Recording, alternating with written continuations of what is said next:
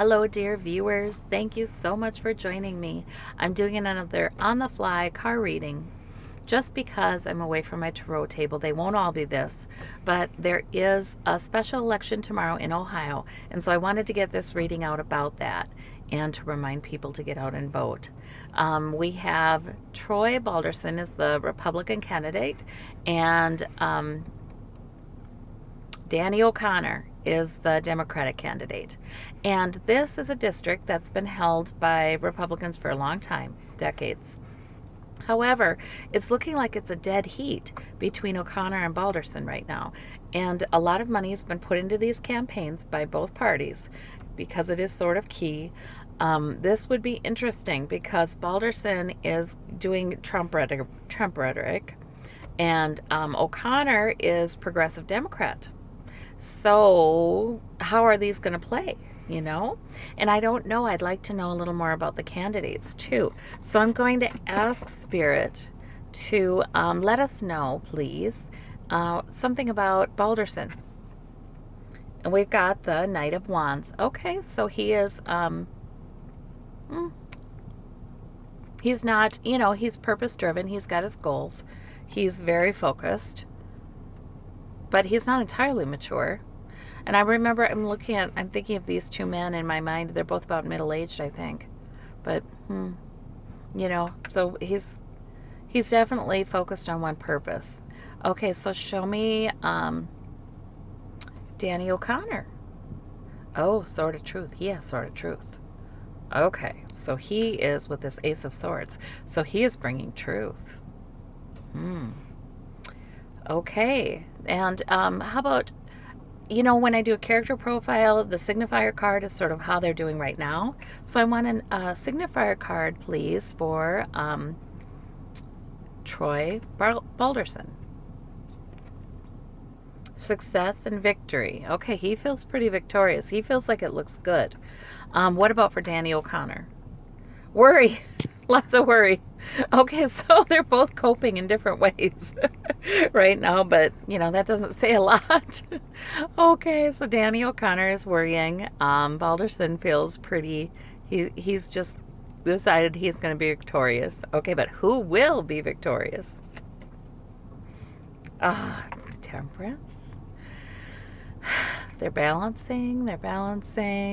Those two cups are the two guys, water flowing in, water flowing out.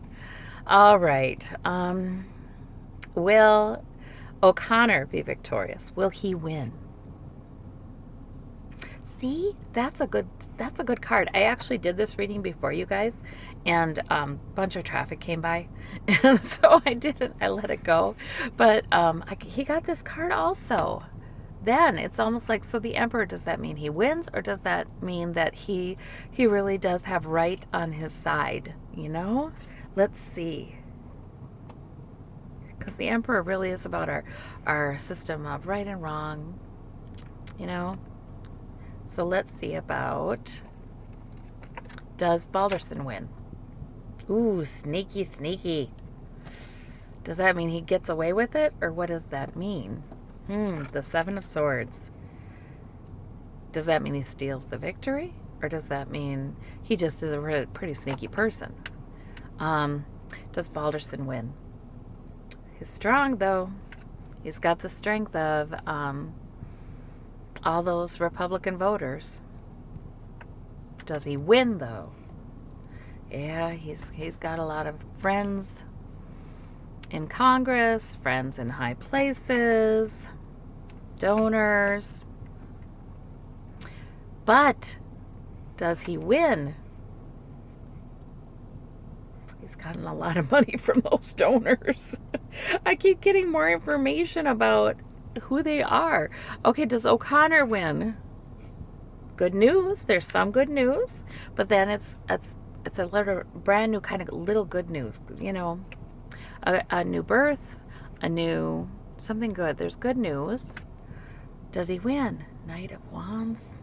He's got a purpose. He's moving forward with it. That's the same card that Balderson got. So they both, the campaigns are there. They're both middle-aged guys. They're both very focused on their purpose. I wonder if this is universe telling me that it's not decided yet. Yeah, bing, bing, bing, bing. Well, wait a minute. The judgment card could mean a decision's been made, like the judgment has been made.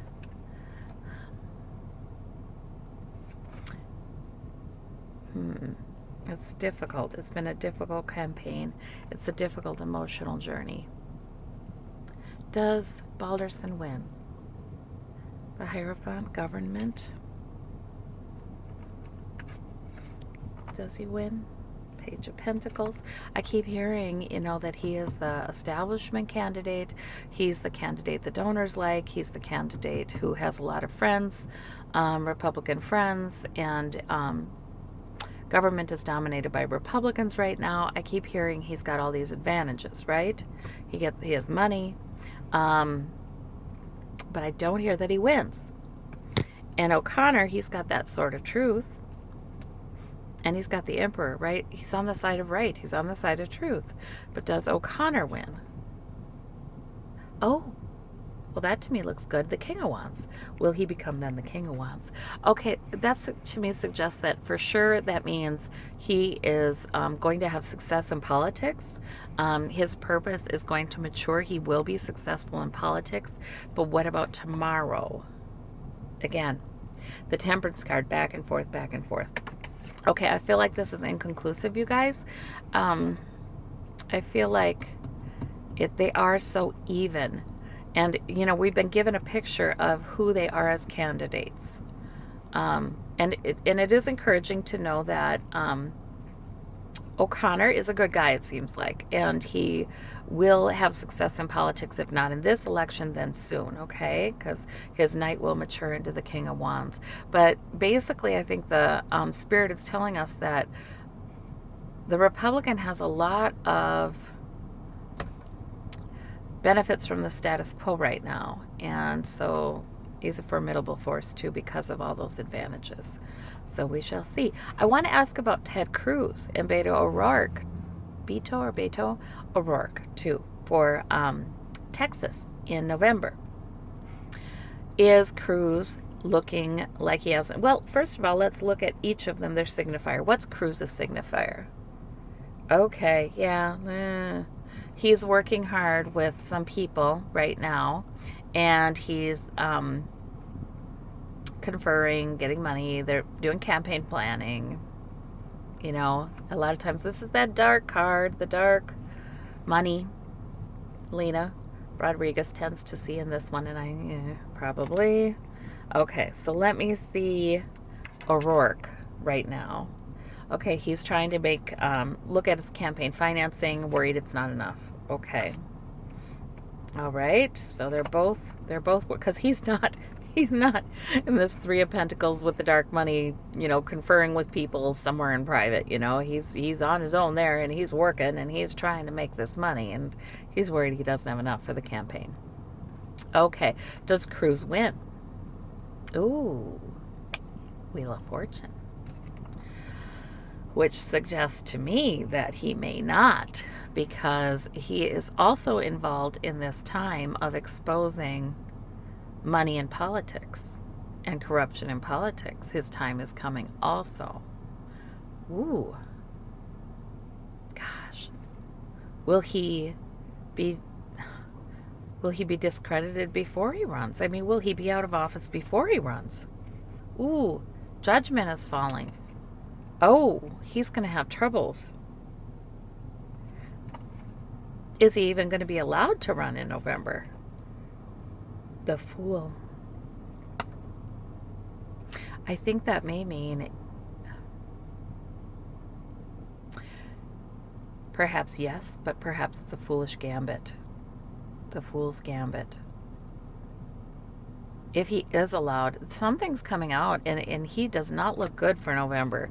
But if he's still allowed to win, it'll be because his party says, well, we're just going to walk out in faith that, his incumbency will carry him. But I think it's a fool's gambit. It doesn't look good because his time is coming too. Let's see. But does he win? He's sneaky. He could steal it. He could steal it. The election. I feel like what I'm hearing is he too will have a lot of trouble, and information coming out, corruption coming out, information about money, information about dark money um, will be coming out. NRA money? I don't know, but information about dark money will be coming out. So he's going to have a lot of trouble. He may be allowed to run anyway by his party, but that would be a fool's gambit, and it'll look like who knows what the outcome will be. I don't know if the advantage of his incumbency is going to take him over the line, and the fact that, you know, there's so many Republicans in Texas. I don't know if that'll bring him over the line. What about O'Rourke? What does he look like? But there's difficult emotional passage. But you know what? This could be the voters, you know, having a difficult time having to deal with some of the things that are coming out about the NRA, about dark money, about corruption in politics, about the Republican Party. That could be them and going to calmer shores with their lessons, their swords in the boat. Does O'Rourke win? Queen of Cups? Well, there's calmness, there's serenity, there's peace there. Self-control. I think he's probably a pretty calm and composed candidate. I feel like that card's saying wait and see. Don't get too excited. Keep your cool. Just hang in there. That Wheel of Fortune is coming. That's what I feel like I'm hearing from Spirit. That Wheel of Fortune is coming. It's coming around. Be patient. Okay. So we're not getting a completely clear notion about that, but we're sure getting some interesting news from Spirit about that one. Now I wanted to ask, I haven't asked about the Koch brothers yet and their deal with Trump. I suspect they're mad about the tariffs. And that's the first thought that popped into my mind when I heard about it. And that's why they're speaking out. But now what? You know, a lot of Republican donors are beholden to the Kochs. Or Republican politicians, I mean, they're beholden to the Koch brothers. So what is going to happen with that? Show me Koch brothers and Trump's relationship, please. Oh, oh no. Okay, we got the Eight of Swords. All right. So they're kind of both trapped in it. They're like stuck with each other. That's what I'm seeing.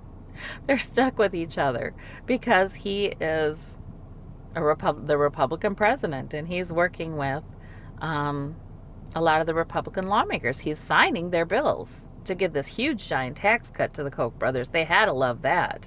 You know, and I don't think they love this tariff thing. Show me how they feel about the tariffs. Ah, yeah. No, they don't like it. In fact, they start to think they'd like him just to leave. Okay. The Eight of Cups. Off in search of what's missing. See, they don't like that. They like the tax bill. They like this notion of talking about getting rid of capital gains tax. Oh, they like that too. They're loving all this stuff, but the tariffs they're not loving. That cuts into their profits. And to the extent that they want him out of there almost. I mean, you don't apparently cut into their profits. Okay. So let us see. Will they be instrumental in getting the Republicans in Congress who are on Trump's side to turn on him? Okay, well, they're working on it. I think they may be working on it. But that involves more than just turning on Trump. That involves the plan for who's going to replace him. That involves, you know, they have to do a whole market analysis, you know. Okay. So, yeah, but yet they're stuck with him. They have the Eight of Swords too. So do they stay stuck with him through midterms? The Emperor.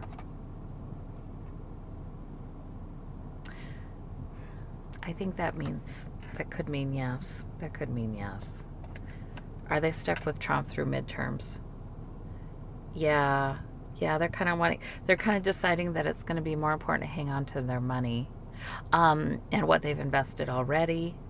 And they too are going to be worried about Republicans keeping a lot of seats during midterms. They're also apparently looking for some Democrats to fund, so they say. So maybe they're looking for some corporate Democrats too. But they always hedge their bets and they fund them both. Um, let us see. We don't necessarily need to know about it because we haven't had campaign finance reform yet, and this money can be given in secret. Okay. Anyway, I'm sorry, dripping with sarcasm here, but it's just so ridiculous. I just don't know why we can't have some change there. Anyway, do they get Trump to remove the tariffs? Ooh, that's mysterious. We got the moon. Looks murky. Not sure. Ah, there's a little lunacy in that one too. So maybe that's like Trump is not quite rational here anyway. Maybe that's what that moon card is, because there's sometimes some lunacy with the moon card. Yeah. So it's like, how do you reason with somebody who's that mercurial and, he goes by the emotion of the moment rather than really looking at all factors. So I'm going to ask one more time, does Trump drop the tariffs to please the Koch brothers? Retreat. He delays them. Something. He delays them or he retreats from the plan. Okay. Yeah, they do have an effect on him in any way. In any case, they do have an effect on him. Okay. Well, I guess that is what I wanted to know today, and I thank you so much for joining me, and we'll talk to you soon. Bye-bye.